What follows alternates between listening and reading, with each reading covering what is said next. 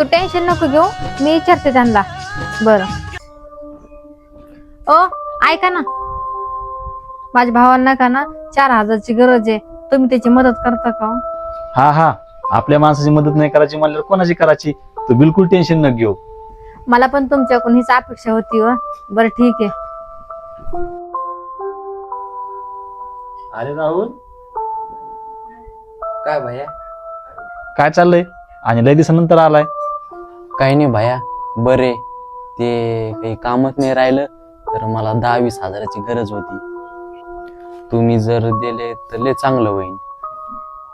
एवढा कसला विचार करतोय? तेव्हाच मला फोन लावायचा. बरं थांब, आले का? हा भैया आले. भैया मला लय अर्जंट काम आहे, मी येऊ का?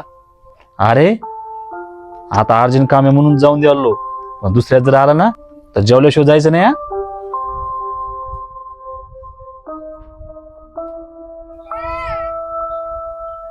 हो ऐका ना, तुमचा भाऊ म्हणला काम नाही आणि पैसे वापस कधी देईन आणि परत व्याज काय देईन मग? काय याच?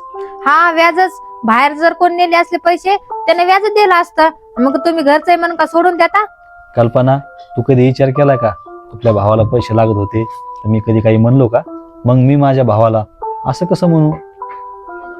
कल्पना, आपल्या नात्यातल्या माणसाला जर मदत करायची ना तर डोळे झाकून करायची. जे आपले असतात ना ते आडी अडचणीमध्ये आपल्याच कामी येतात. तुम्ही खरं बोलले. हैं अपने